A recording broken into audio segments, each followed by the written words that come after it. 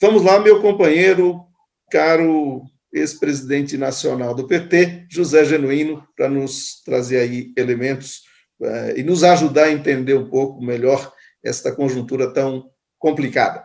Genuíno, com você, meu companheiro. Obrigado por aceitar nosso convite. Boa tarde, companheiras e companheiros. Eu quero transmitir a vocês um abraço e uma lembrança muito forte. Vocês sabem que eu fiz muita atividade política em Campinas. Temos uma relação muito profunda, uma relação política e emocional com essa região, com essa cidade. Eu queria transmitir a vocês esse abraço, ao companheiro Zé Américo, ao companheiro Emílio, ao companheiro Zaratini, de sentar na reunião e dizer que, para mim, está sendo uma felicidade muito grande participar desses encontros. Eu estou agora, na minha vida, me dedicando prioritariamente à formação política, estou me dedicando a entender o momento político que a gente vive e estou me dedicando a contribuir com a militância do PT. Fiz uma escolha de não disputar mais nem mandatos e nem cargos.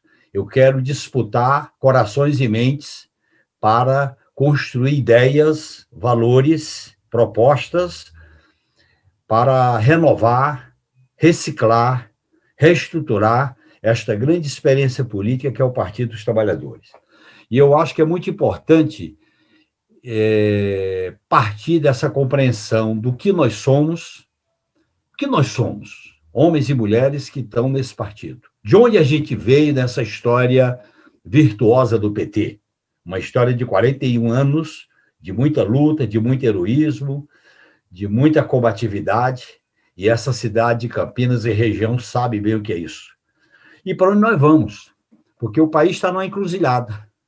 E essa encruzilhada, só o PT pode tirar a chave dos segredos impostos pela classe dominante, quebrar a porta e construir um outro caminho, uma outra esperança, um outro futuro.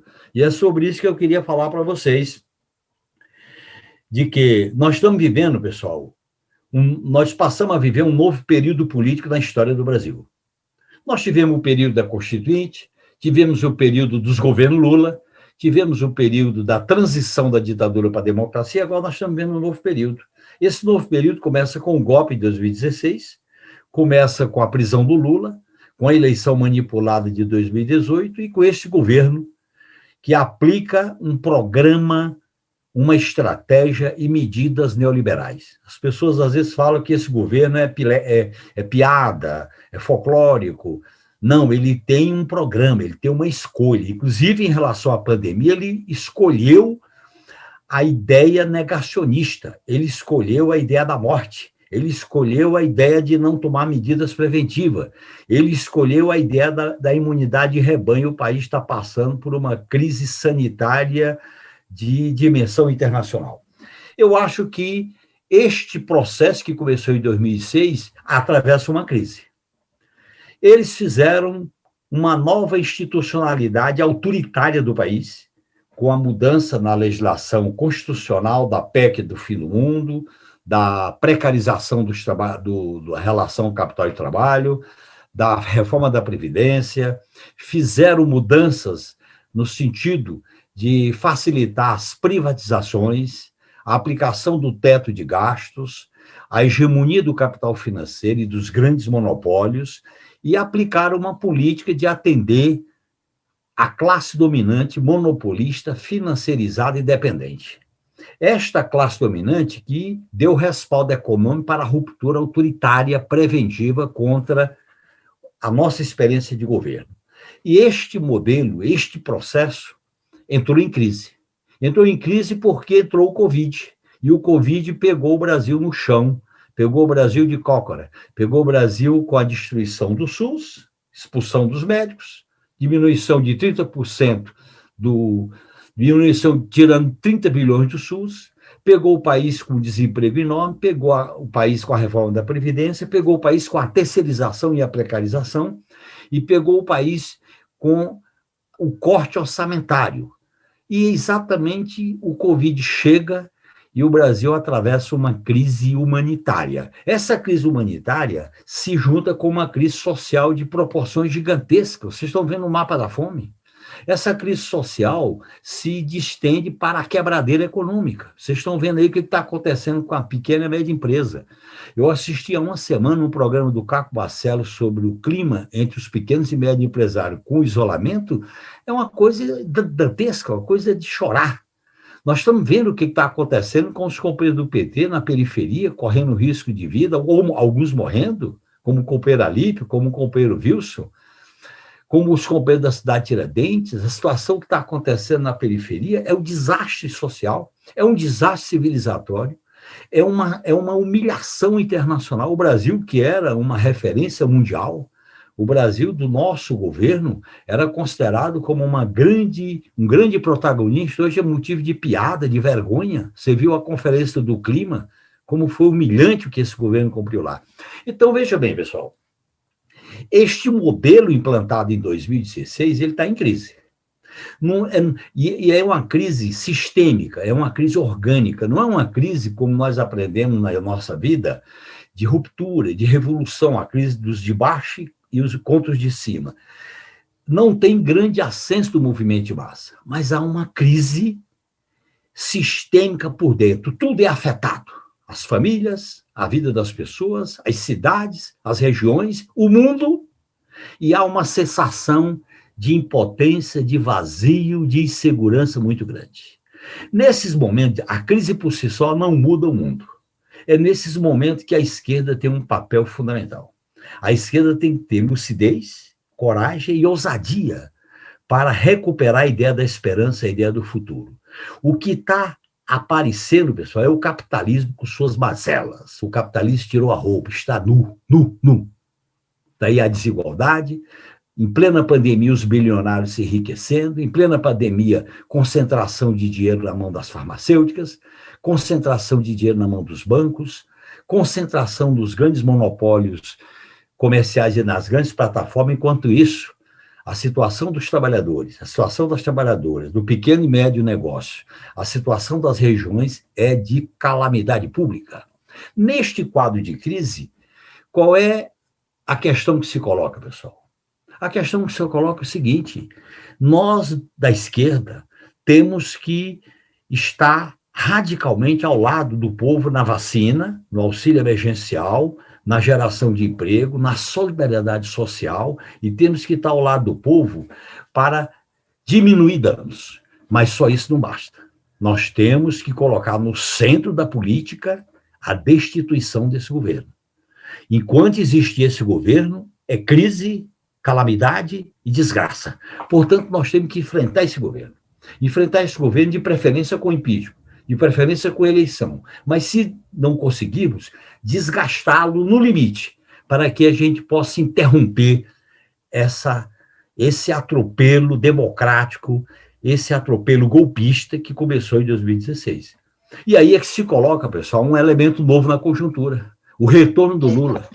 O Lula é o novo que entra na conjuntura com uma força fantástica, porque ele representa a igualdade, os direitos, o combate à fome, respeito à diversidade, respeito às mulheres, respeito à luta contra o racismo, respeito aos direitos da comunidade LGBTQIA+, respeito às populações originárias. O Lula é aquele novo que o velho queria liquidar, prendeu, criminalizou, processou, transformou a Lava Jato numa justiça de exceção, numa justiça de criminalizar a esquerda, e o Lula renasce das cinzas como uma grande referência política. Isso mostra a força e a vitalidade desse partido que nos orgulha. Mas, ao mesmo tempo, exige de nós uma avaliação da nossa experiência de governo. Nós governamos, e foi pelo bom governo que eles fazem de tudo para nos derrotar e para nos criminalizar. Mas nós também temos que compreender as nossas limitações. As nossas limitações facilitaram a nossa derrota. Nós não fizemos mudanças estruturais, nós não distribuímos riqueza, distribuímos renda, nós não mexemos nas estruturas da tutela militar, do sistema de justiça, nós demos um arsenal legal, penal, para que a direita processasse o PT, como a lei da ficha limpa, como a organização criminosa, como a lei da delação, como a lei antiterror, e nós, evidentemente, companheiros e companheiras, temos que tirar lições. Tirar lições significa mais ou menos um carro. Você tem o retrovisor e o para-brisa. O retrovisor são as lições, e o para-brisa é o caminho, é o futuro. Não podemos ficar olhando para trás, nem ficar olhando para frente se olhar para trás. Nós temos que fazer essa unidade dialética. E é isso que nós estamos vivendo nesse momento.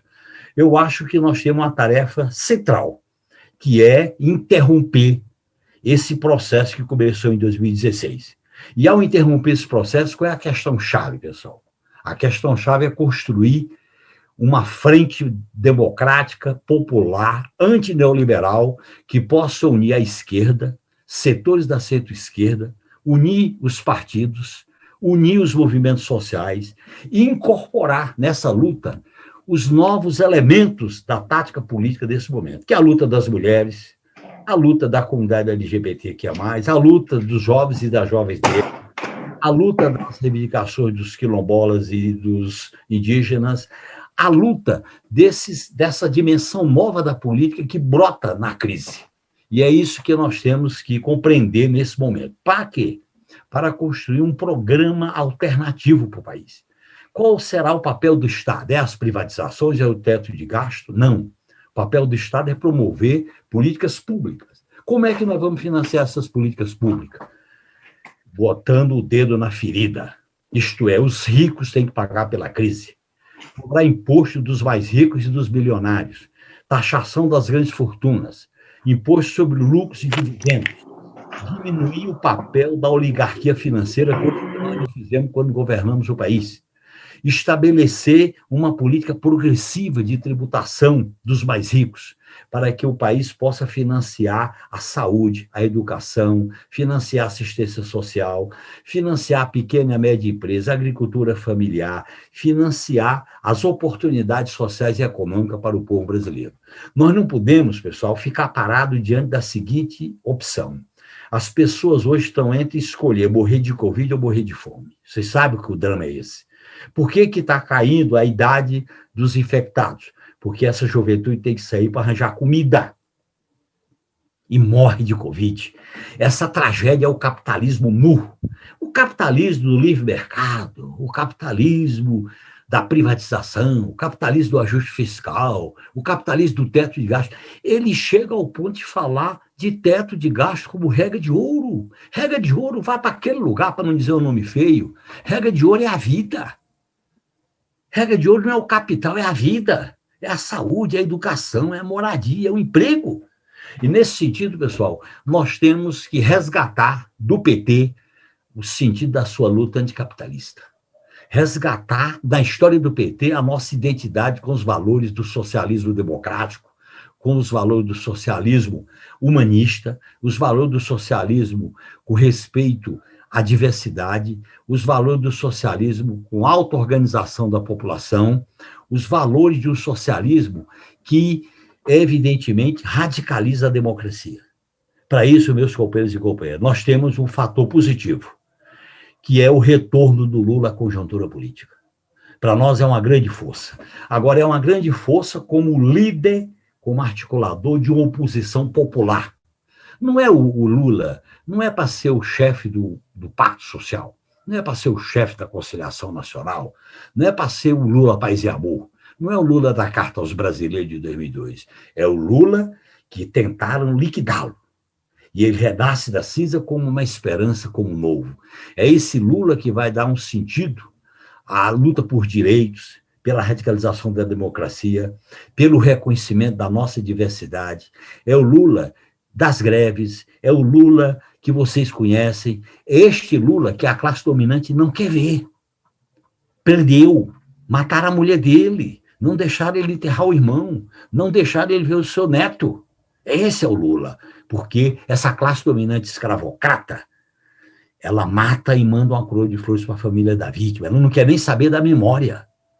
Então, nesse sentido, companheiro, nós temos uma tarefa gigantesca, que é recolocar o projeto democrático, popular, antineoliberal. Para isso, nós precisamos fazer uma frente com os partidos de esquerda e centro-esquerda. Eu não acredito em frente ampla, estou deixando claro para vocês aqui. Eu acho até porque O centro político do Brasil não existe mais. Ele existia até no nosso primeiro. Você tem setores, personalidades, você tem figuras que a gente pode fazer aliança pontual. Mas a frente permanente para governar, para trabalhar junto, para disputar e governar o país, é uma frente de natureza democrática, popular, antineoliberal. Por exemplo, hoje você tem duas direitas no Brasil. Você tem a direita sangrenta, representada pelo governo, e tem a direita charmosa, gourmet, a direita dos bons modos. Não adianta a gente escolher a direita menos mal. Ambas são direita, porque quando eles quiserem prender o Lula, todo mundo bateu palma. Quando eles quiserem destruir a Dilma, todo mundo bateu palma. Quando eles quiserem nos prender no mensalão, todo mundo bateu palma. Quando eles quiserem privatizar, todo mundo concorda. E eles estão concordando com o programa econômico do Guedes, teto de gastos, encher a bolsa dos banqueiros, 2 trilhões de reais, e com 250 reais de auxílio emergencial. Então, essa é a classe dominante que nós temos que tirar qualquer ilusão nela. Por outro lado, nós temos que compreender que é necessário, neste programa, a gente encarar alguns desafios. Primeiro desafio, temos que financiar as políticas públicas taxando os ricos, o sistema financeiro, lucros e dividendos. Segundo, nós não podemos aceitar o discurso da austeridade, teto de ouro. Teto de ouro é a vida, não é o lucro dos bancos. Nós não podemos aceitar a tutela militar, militares fazendo tweet ou fazendo pronunciamento de como se deve governar. Nós não podemos aceitar esse sistema de justiça do lawfare ou da justiça de exceção que vocês viram, o lavajatismo, que cria a narrativa da perseguição e de considerar a esquerda e os movimentos sociais como inimigo. Nós não podemos aceitar o monopólio midiático, que cria uma narrativa para justificar. Vocês sabem o que nós sofremos com essa narrativa do monopólio midiático desde 2005, de tentar botar o PT como inimigo, como corrupto, como bandido. Vocês sabem, sofreram nas padarias, nas feiras, para fazer campanha em 2020, campanha em 2018, campanha em 2016, porque eles criaram o conceito de crime para criminalizar aqueles que pensam de maneira diferente. Nós temos que combater isso. E combater isso, pessoal, em nome de um projeto de transformações profundas no Brasil. Eu tenho dito para as pessoas que nós temos 5 questões inegociáveis para a gente poder mudar o país, porque ganhar a eleição e não mudar significa deixar como está, não vale a pena. Primeiro, nós temos que financiar políticas públicas. Segundo, nós temos que combater essa austeridade do teto de gastos. Terceiro, nós temos que enfrentar a tutela militar para não ficar aceitando Twitter e desaforo de general e oficial. Nós temos que peitar o monopólio da mídia. O Zé Américo entende muito bem disso e sabe o que significa a gente construir uma alternativa de comunicação e ter capacidade de ser eficiência das redes sociais. E nós temos, pessoal, que na disputa política dá importância à eleição executiva e à eleição legislativa. Não adianta a gente governar com esse Congresso de maioria conservadora. Esse é o pior Congresso da história dos Congressos Nacionais em Brasília. Por isso, meus companheiros e companheiras, eu quero dizer que, nesse momento, o PT, junto com os partidos de esquerda, junto com personalidade de centro-esquerda, o PT, junto com os movimentos sociais, tem uma grande tarefa que é se reestruturar, fazer um debate sobre a sua linha política. Eu costumo dizer que nós temos que resgatar os 41 anos do PT, que é uma história virtuosa, e eu conheço bem a história do PT nessa cidade e nessa região de Campinas. Mas, ao mesmo tempo, a gente trabalhar um retrovisor e o para-brisa. Olhar o passado, principalmente com os olhos do futuro. Porque, para nós, a memória é revolucionária, porque ela ilumina o presente e o futuro. Mas, para isso, nós temos que ter coragem de defender o nosso legado, fazer a nossa autoavaliação e, ao mesmo tempo, discutir as novas mudanças que têm que ser feitas para o país, porque nós estamos diante de uma nova época histórica. Por isso, meus companheiros e companheiras, que eu acho que o PT tem que resgatar os valores da sua história, de defesa da luta anticapitalista, defesa do socialismo. Nós não podemos ter medo dessa palavra, nós não podemos ter medo dos nossos símbolos, das nossas cores, nós não podemos nos envergonhar com a nossa história. Nós temos que construir um companheirismo, uma camaradagem entre nós, para que as relações dos diretórios com o povo possam exigir uma reestruturação do PT. Eu defendo uma reestruturação dos diretórios do PT para que a gente priorize a relação com o povo. Nós temos que desverticalizar o PT e horizontalizá-lo pela visão territorial. Nós temos que priorizar a relação com o povo. Segundo, investir na formação política. Sem formação política, a gente não vai compreender o que somos e para onde nós vamos. Terceiro, nós temos que fazer ajuste na nossa linha política. O PT tem que fazer esse ajuste mais ou menos daquele jeito. Nós não vamos botar a bacia, o sabonete, a água e o bebê fora. Nós vamos saber fazer a separação do joio e do trigo, para resgatar os 41 anos do PT, mas, ao mesmo tempo, a gente preservar o que tem que ser preservado e alterar o que tem que ser alterado. Esses 41 anos de PT marcou todos nós. Nós somos filhos, pessoal, da luta. Nós somos filhos de um projeto coletivo. Nós somos filhos de um projeto que nega o individualismo, o ceticismo, o pessimismo. A razão de ser das nossas vidas é a causa, é o sonho, é ter uma sociedade democrática radicalmente, uma sociedade justa, uma sociedade que as mulheres não sejam vítimas do feminicídio, que a comunidade LGBTQIA+, não seja vítima do preconceito, que os negros e as negras não sejam vítimas da violência policial e do preconceito, que os quilombolas e os indígenas não sejam perseguidos como está acontecendo, e que nós podemos reencantar a juventude. Nós só vamos reencantar a juventude se a gente falar de rebeldia, de alternativa, de sonho, de utopia. Sem isso, pessoal, nós temos que renovar. Renovar no sentido de buscar o novo, renovar no sentido de resgatar o que é universal. O PT tem uma história brilhante, eu sou apaixonado pela história do PT. O quinto encontro, o socialismo petista, não ter ido ao colégio eleitoral, o nosso compromisso com as lutas populares, a nossa visão de assinar a Constituição, mas fazer críticas, a nossa visão de lutar com Lula sem medo de ser feliz. Nós, quando governamos o país, fizemos um acordo com a classe, com os setores da classe dominante, que não mudamos as estruturas do Estado. Quando a gente governa sem mudar as estruturas do poder, vereador, que você sabe como é que funciona, inclusive na cidade, a gente fica vítima dessas estruturas. Ou é cooptado, ou é dominado. Nesse sentido, nós temos que recuperar a rebeldia democrática, a rebeldia cívica, a relação com o povo. Por isso que eu quero parabenizar você fazer esse encontro, esse mandato coletivo, esses representantes de regiões. Nós temos que derrotar a criminalização da política. Eles criminalizam a política, Cecília, porque eles querem fazer política através do Jornal Nacional, dos comentaristas da Globo News. E eles falam, quando vão comentar a notícia, e o mercado? O mercado é aquele, vai para aquele lugar, pô. O mercado não tem CPF, não vota nem CNPJ. Mas o mercado é o mercado. E as pessoas? E os indivíduos? E as pessoas que estão morrendo com fome? Pessoal, o Brasil está no seguinte dilema. As pessoas têm que escolher entre morrer de fome e de Covid. Veja que dilema está vindo. Isso está chegando na juventude. O PT tem que ser o basta, tem que ser o não, tem que ser o rebelde, político, social e cívico a essa situação. Por isso eu queria dar um abraço a vocês, me encontrar com Campinas, dar um abraço ao vereador e estou nessa batalha. Eu quero dizer para vocês que eu já disputei muita eleição, já exerci muito tempo o mandato de deputado e agora eu estou apaixonado para disputar corações e mentes, porque se a gente não ganhar corações e mentes para sonhos e utopias, a gente não vai conseguir mudar nem o Brasil, nem o mundo. Eu sou um apaixonado como petista, como socialista, como esquerda, e não abro mão disso. Como diz a companheira da Bahia, a terra é redonda, mas eu tenho um lado. Um grande abraço, companheiro. Muito bom. Obrigado, Genuíno.